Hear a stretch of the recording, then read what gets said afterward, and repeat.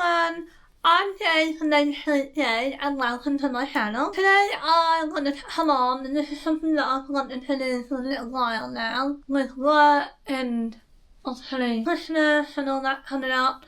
I haven't had a chance to do it, so now I'm going to sit down and do it. Essentially I wanted to come on and go through how we did our recent trip to Tokyo in Japan, and I have some notes here, so I'm prepared. Me and my husband sat up the other day and we just basically went through how we booked it.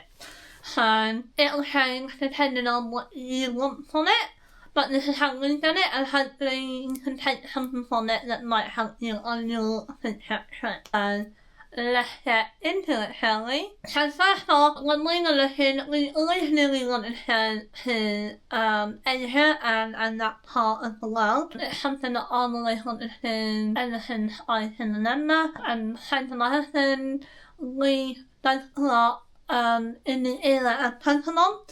So yeah, we were heavily influenced by the Japanese culture.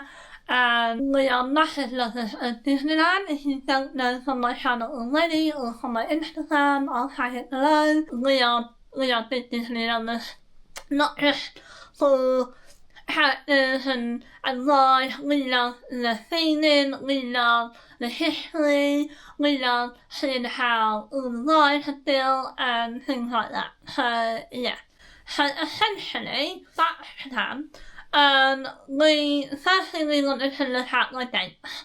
We both work full time. My husband is a butcher and I work in retail, and I'm also a part-time nail tech, so obviously dates are a little bit harder to get past. But once we had a few dates in mind, we then essentially went on to look at the calendar, both the UK calendar and the Japanese calendar, and this would then determine the busy seasons both in the UK and Japan. So obviously we don't have children, we can pretty much go whenever, except from obviously Christmas time and potentially Easter, which are expensive anyway, so we wouldn't go then. As much as we would love to, we just wouldn't be allowed to. So we looked at, in Japan, like the best times to avoid. So you've got Golden Week, which luckily we missed, so that was great.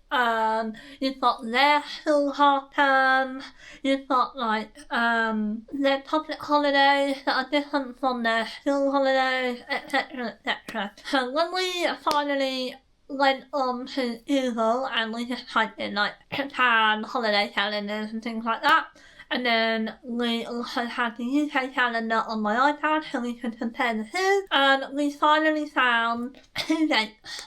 One in roughly March and then September, which we would normally be Florida. So when we found these dates, we then went on to the local weather on Google. So just typed in like weather in Japan in March, and we checked out and we were going through it, and March looked quite a nice day, you know, like a month rather, not day. The weather looked nice, with potential cherry blossom, which I know are very hard to go to when they're in season. It generally tends to be the much busier months, for obvious reasons. September, when we looked at the weather, it looked dry and warm. Warm. I don't know what I said there, warm.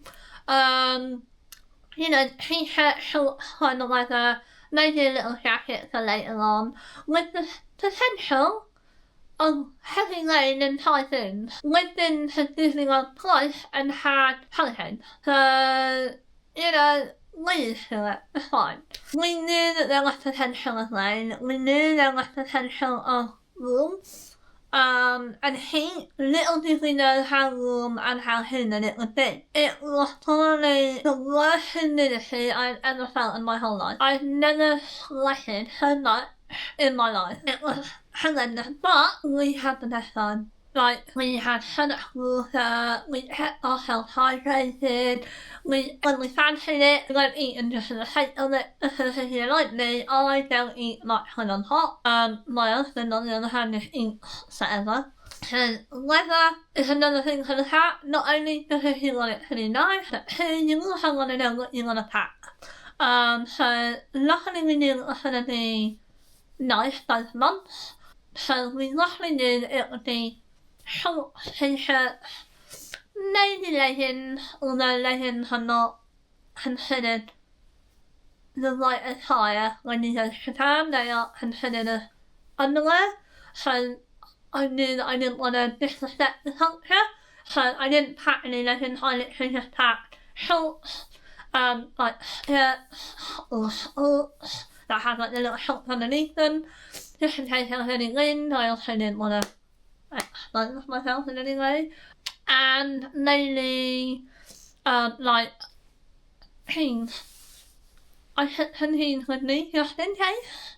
Thank God I didn't have to use them, but they were there just in case. So, we thought dates, calendar, leather.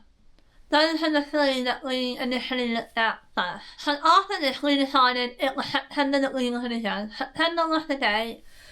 We initially wanted to go for my husband's birthday, which is the very end of September. So we would go just before then, celebrate his birthday in the middle, and then come home a few days later. Because of his work, someone else had already took that time off, which was annoying, but hey ho, it's lose you lose. We decided that we would go slightly earlier, and we went for the 15th of September. So we went mid-September, and we came home a week later. Once we knew we had all those things in date, so date, calendar, and by calendar I mean local holidays and school holidays, public holidays, that sort of thing, then we had the leather. So next we then went on to our flight. So our flight, like I said, we luckily knew it was September, and before we knew the actual date specifically, we played around with some dates. So we looked on Skyscanner. I'll put a little picture below of what it looks like. So we looked on Skyscanner, and we were checking different dates for months. Month. We just checked every day, we just kept checking to see when the best time to book would be based on price. And we found that as soon as you can, really, 11 to 9 months in advance is ideal. Anything after that, they went up significantly, and they only ever kept going up. As soon as you know the date, I will start looking 11 to 9 months before you go. That's what we found helped us get the best price.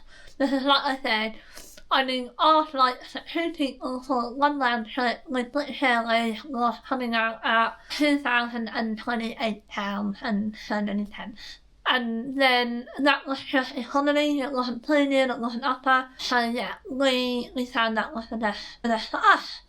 And then after that, 3 weeks down the line, it had near enough doubled in price. It was crazy. So yeah, definitely have a look at pricing, and definitely look for a few months ahead. Ideally, you gotta look the year before you go, you gotta look then. That will give you a rough guide on pricing. So yeah, that was then the flight.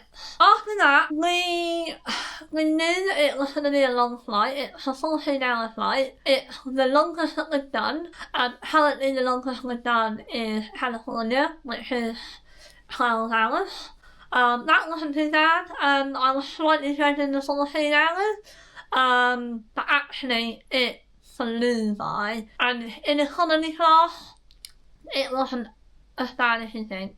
I mean, I'm not tall, I'm 5'4", my husband's 5'10", and I mean, he struggled a little bit, but not crazy, and I had loads of room. I literally could stretch my legs out and things like that. The only thing that I struggled with was the width of the seats.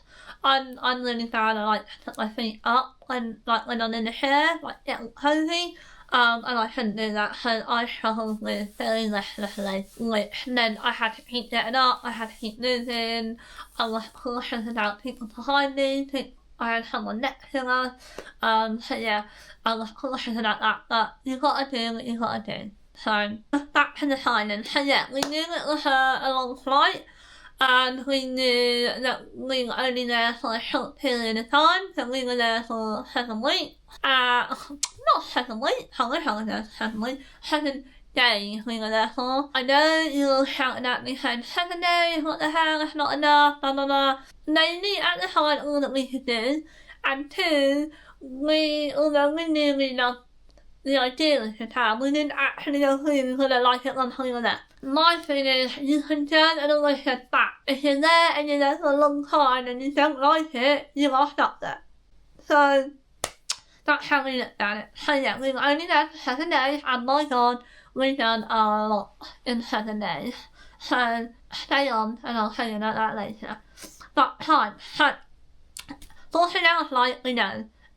We knew that it was going to be a long day when we got there. All we needed to look at was the flight time. So British Airways did 2 flight times to Tokyo to Canada, which is where we flew into. And essentially the first one was a 9:20 flight, so a morning flight. And then they had an afternoon, like lunchtime flight. I think that was about 1 o'clock-ish. We went to the 9:20 flight. We thought if we get there early, and we land early, we can make the most of that day.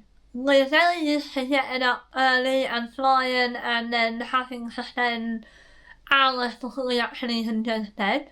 We're used to it when we go to Florida. We've done the same thing in California. So we did that. We went to the 9:20 flight, which meant we would be there 14 hours. Once we landed, it worked out it would be 7 a.m. the Monday morning. So we flew Sunday morning at 9:20. We had 14 hours on the plane, which then meant we landed the next day, so the Monday morning at 7 a.m. So Sunday night did not exist. We didn't have Sunday night at all.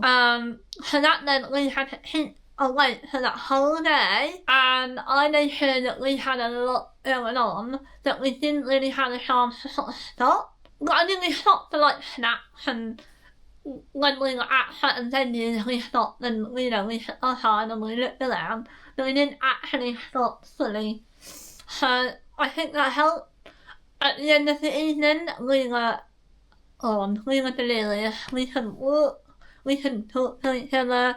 It's funny to look back on, but at the time it was just like, what the hell have we done? Yeah, so you might find that when you book the flight, you might find a really good deal, and you might be able to upgrade to premium, and you might even upgrade to upper/business class.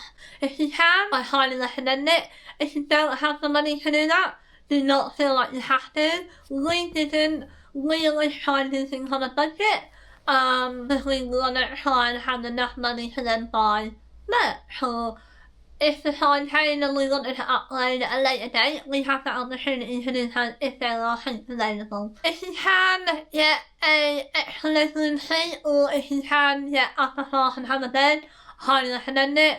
Next time we go, I think we are going to look at doing one of those, if we can, if the money allows us to, because I do think that will help. Will I still go on an early flight? Absolutely yes. I wouldn't go on the afternoon one. My husband thinks he wants to do the afternoon one next time, but we'll see. We'll see near the time. We're currently looking to go back for the anniversary, which will be in 2028, so fingers crossed. So, next on the list, when you're booking your holiday, is knowing where you want to stay. So that would be your hotel and location. You then want to look at your hotel.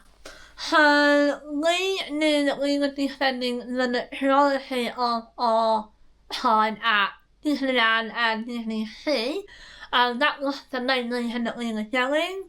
We're planning to hit off all 6 Disney locations. We only have 2 left to do now, which is Shanghai and Hong Kong, which fingers crossed next March, not 2026, 2027. We knew that we wanted to stay at nearer to Disneyland as possible. We knew that we had other things planned, so we needed to make sure that we had a good mode of transport that we could easily get in and out of places too. Luckily, we stayed at a good neighbour hotel on the Disney monorail, so although it wasn't a Disney hotel, which by the way is fairly expensive, although one day I'd love to stay there, at the time it wasn't convenient for us. It was fairly expensive. You have to have a Disney vacation package, and at the time I didn't have the time to look for that. So that was that. We also knew again that we needed to get in and out of Tokyo. So luckily where we stayed, we literally had Tokyo Station, which is the main central line. So imagine it to be like the London Liverpool Street, and that is your main hub to get to everywhere else. Luckily it was on our doorstep.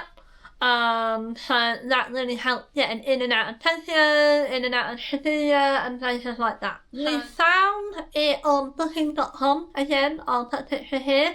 Booking.com, I've never had a bad hotel, I've never had a bad experience with Booking.com. We booked all our airport hotels when we go to Disney World, California. I've been to New York last November, seems like a long time ago now, and we booked our hotels all on there, and they were brilliant. So, highly recommend. None of this is ad, or none of it is gifted. This is all just basically a one humble person trying to enjoy their life. So, once we knew where we were staying, we could then dive further into what we wanted to do.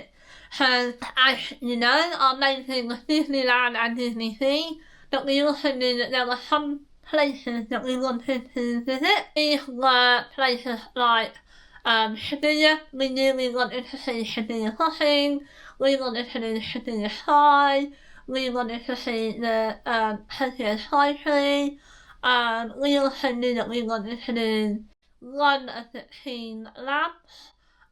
We decided that we wanted to do the Borderless rather than the planets. We decided on Borderless 1 because it was near where we were or where we wanted to explore, and we also like the aspects of it being like digital. We like the digital aspect rather than the hands-on. Next time we go, we are going to go to planets, because we want to see the two, we want to compare the two, and hopefully that might be a video in the future, who knows. But yeah, so we want to see that. Now, when you're trying to find all these locations and all these excursions, there are many places where you can find them. We found an app, Klook.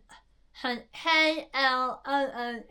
Again, I'll screenshot down below on my phone so you can see what it looks like. It has hundreds of different locations around the world, and within those locations they have hundreds and hundreds of different excursions. We managed to book our Shibuya Sky excursion, we managed to book our Finland Borderless excursions, and we also managed to book our Disneyland and Disney Sea tickets. The only thing that we couldn't book were our half-day tickets. So Disneyland did half-day tickets, so they what they call their early evening pass, but you can only get them directly from Disneyland or Disney's website directly, which we done separately. It was amazing, so easy to do.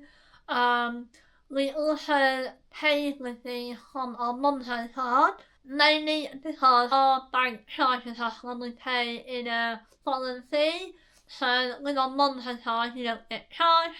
So we just pay for everything on our Monzo and just transfer the money back onto that, depending on what it paid out as. I highly recommend a card like Monzo, Revolut, Starling, somewhere like that, where you can use it abroad in any country and not get that fee.